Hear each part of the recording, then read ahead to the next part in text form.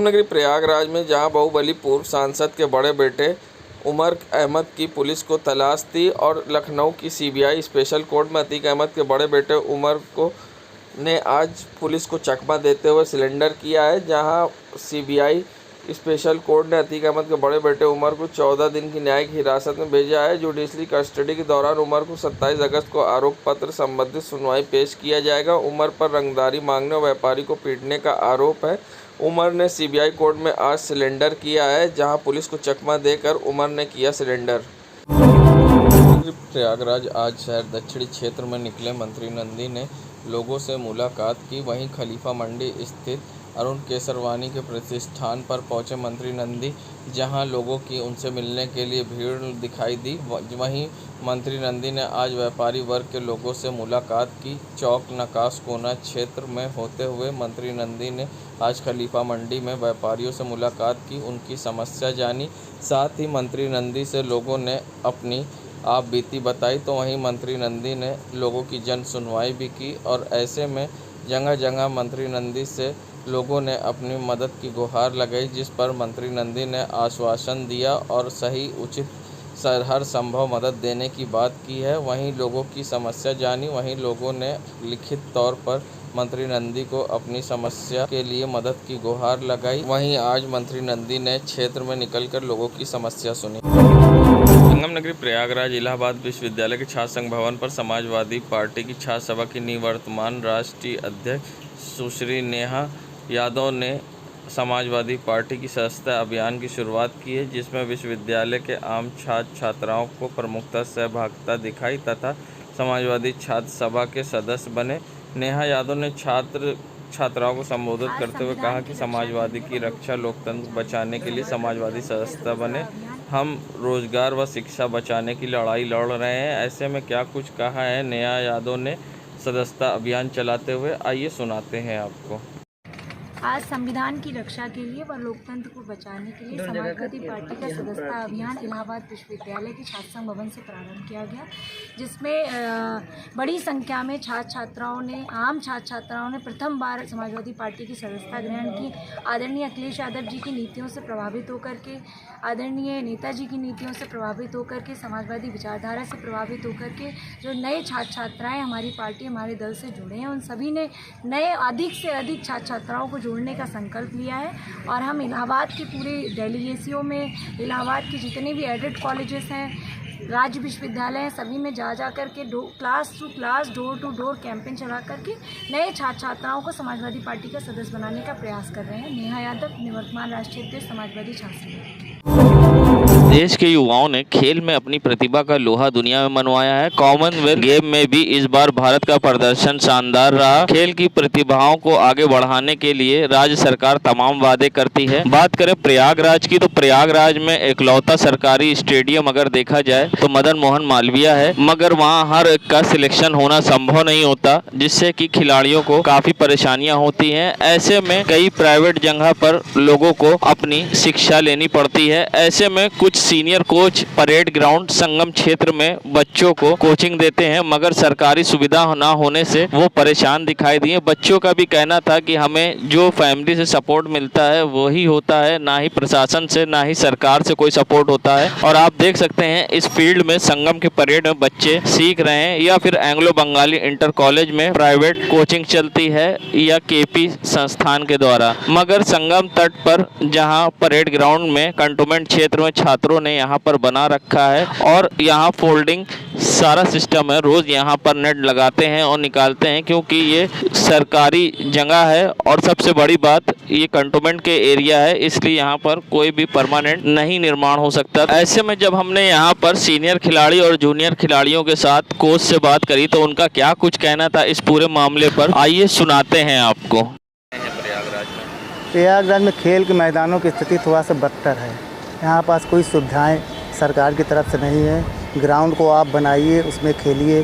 Ground में जानवर चले जाते हैं, कहीं कहीं गड्ढे उड्ढे, तो आपको अगर खेलना है तो आप अपने ही खर्च पे उसको बनवाइए परेड में आप लोग अपने से ग्राउंड यहाँ संगम हाँ, यहाँ संगम क्षेत्र में ग्राउंड को हम लोगों को 2 बार बनाना पड़ता है। एक बार जब संगम क्षेत्र में यहाँ मेला ख़त्म हो जाता है उसके बाद ग्राउंड को बनाना पड़ता है। एक बार जब सारे बरसात का पानी यहाँ भर जाता है, निकल जाती है, उसमें भैंसें चल जाती हैं, उनका पैर का निशान बन जाता है, तो हमको ग्राउंड को फिर बना के खेलना पड़ता। क्या पर्याप्त सुविधाएं मिल पा रही हैं? उस हिसाब से सुविधाएं यहाँ ग्राउंड के कारण नहीं मिल पा रही हैं, और हम लोगों को कोशिश रहते हैं कि पूरी सुविधाएं यहाँ बच्चों को दी तो जाए। आप लोग को क्या सरकार की तरफ से खेल के लिए बढ़ावा प्रशासन की ओर से मिल रहा है? नहीं, यहाँ कोई इस तरीके के कोई प्रशासन की तरफ से कोई यहाँ पास कुछ नहीं दिया जा रहा है। हम लोग अपने ही क्या शक्ति पे ही सारा काम कर रहे हैं। क्या नाम है आपका? मेरा नाम अजय कुशवाहा। सुविधाएं अच्छी नहीं, कीचड़ रहता है काफ़ी, मतलब गंदगी बहुत है। तो यहाँ कोई स्टेडियम वगैरह आप लोग के लिए नहीं है? नहीं। परेड में ही आप लोग करते हैं यहाँ पर संगम क्षेत्र में? हाँ। क्या सरकार की तरफ से कोई सुविधाएं पर्याप्त होती हैं? नहीं, बिल्कुल नहीं। प्रशासन खेल में कोई मदद बढ़ाने के लिए आगे करता है? नहीं, सब घर से। सब घर से आप लोग? तो आप सेल्फ है सब। क्या नाम है आपका? आर्यन। की क्या स्थिति है? उतनी अच्छी नहीं है अभी, प्रशासन से कोई मदद? कुछ नहीं मदद मिलता। क्या आप लोग को प्रशासन खेल में बढ़ावा देने के लिए कोई मदद करता है? नहीं, जो घर से हम लोग अपना करते हैं। प्रशासन से नहीं। कोई मदद नहीं है। क्या कहिएगा, खेल को लेकर आप लोग किस तरह से परेशानी होती है? परेशानी होती है सर, अपने की कुछ करना करना पड़ता है। तो अपना मैदान की कोई सुविधा नहीं है? नहीं। परेड में ही आप लोग यहाँ? हाँ। क्या नाम है आपका? जतिन यादव। यहाँ पे जो सरकारी कोई मतलब कुछ सरकार कर नहीं पा रही, और जो हम सब बनाते हैं हम ही सब बना के खेल पाते हैं। दिन भर आके मेहनत करें तो ग्राउंड बना। खिलाड़ियों को आप लोग को यहाँ पे पर्याप्त सुविधाएं मिल पा रही हैं?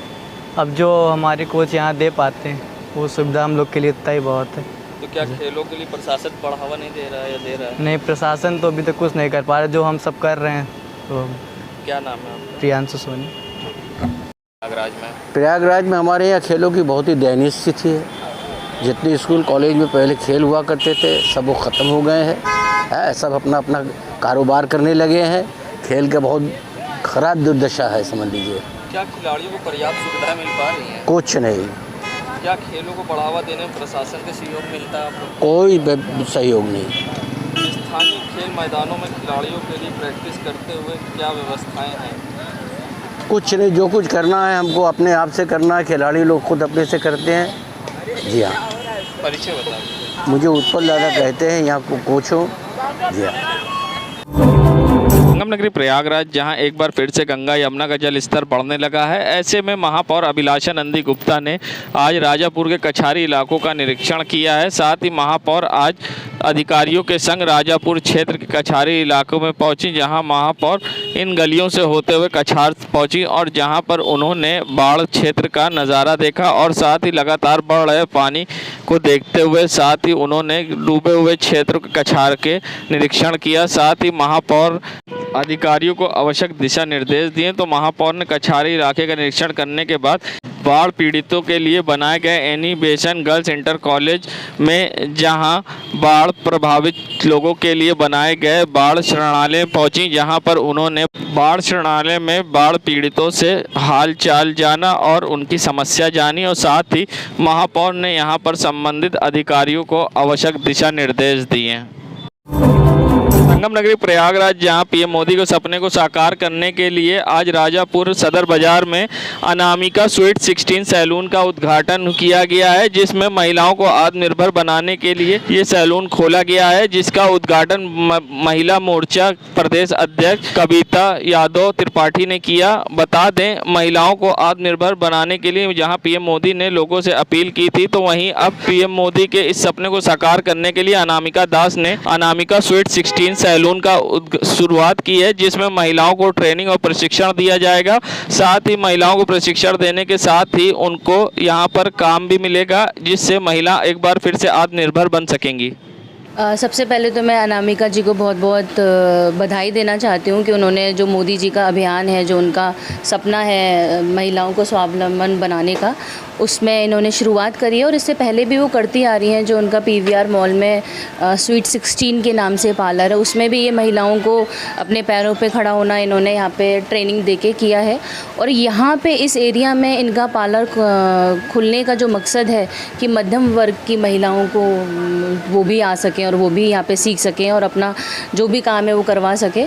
तो ये बहुत ही अच्छा ये है कि यहाँ पे सब तरीके की महिलाएं आके अपना पैरों पे पे खड़ा हो सकती हैं और अपने और भी जो काम है वो कर सकती हैं।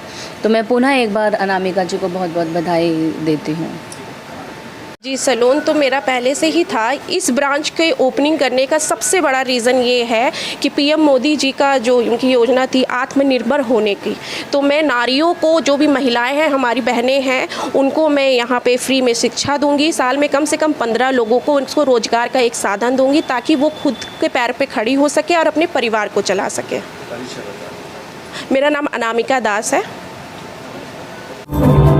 संगम नगरी प्रयागराज में एक बार फिर से गंगा यमुना का जल स्तर तेजी से बढ़ने लगा है। ऐसे में अब तटीय इलाके के लोगों ने जहां उनकी मुश्किलें बढ़ गई है, तो ऐसे में महापौर अभिलाषा नंदी गुप्ता ने रसूलाबाद घाट का औचक निरीक्षण किया है और साथ ही बाढ़ का यहां जायजा लिया है। बता दें, महापौर ने रसूलाबाद क्षेत्र में यहां पहुंची थी, जहां रसूलाबाद घाट का बढ़ते हुए जल स्तर का निरीक्षण किया है। साथ ही यहां पर उनके साथ कई अधिकारी भी मौजूद थे, जहां महापौर ने आवश्यक दिशा निर्देश दिए। तो वहीं महापौर ने रसूलाबाद शवदाह का निरीक्षण किया। वहीं शवदाह गृहों के स्वच्छता के उचित प्रबंधन तथा अनियमितताओं को त्वरित समाधान हेतु संबंधित अधिकारियों को आवश्यक दिशा निर्देश दिए। जहां महापौर अभिलाषा नंदी गुप्ता संग यहां पर कई अधिकारी भी मौजूद थे, जिनको महापौर ने तत्काल आवश्यक कार्रवाई के दिशा निर्देश दिए।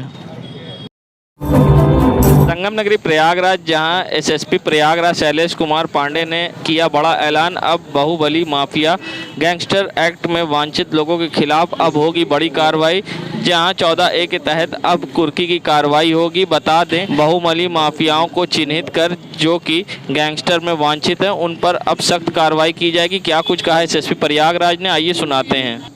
देखिए, जो भी चिन्हित माफिया हैं तथा गैंगस्टर एक्ट के तहत जिनके ऊपर अभियोग पंजीकृत है, ऐसे सभी अपराधियों के विरुद्ध गैंगस्टर एक्ट की धारा 14A की कार्रवाई सुनिश्चित कराई जा रही है। इनके अपराध द्वारा अर्जित संपत्तियों का लगातार पता कराया जा रहा है। जनपद में कई सारी प्रॉपर्टीज इधर पिछले दिनों में कुर्क की गई हैं। इसके अलावा इनके द्वारा अपराध से अर्जित संपत्तियों जो इन्होंने गैर जनपद में बनाई है, उसके बारे में भी हमारी टीमें लगी हैं, उनका पता लगाया जा रहा है। जहाँ जहाँ इस तरह की प्रॉपर्टीज़ का पता चलेगा, विधिक कार्रवाई करते हुए उन संपत्तियों को भी धारा 14A गैंगस्टर एक्ट के तहत हम लोग पूर्ण कराते रहेंगे। सर, क्या दूसरे प्रदेशों में भी संपत्ति की कुछ जानकारी? बिल्कुल, जैसा मैंने बताया कि अपराध द्वारा अर्जित संपत्ति जहाँ जहाँ है, जनपद में, जनपद के बाहर, अन्य किसी प्रदेश में, उन सभी का पता लगाया जा रहा है।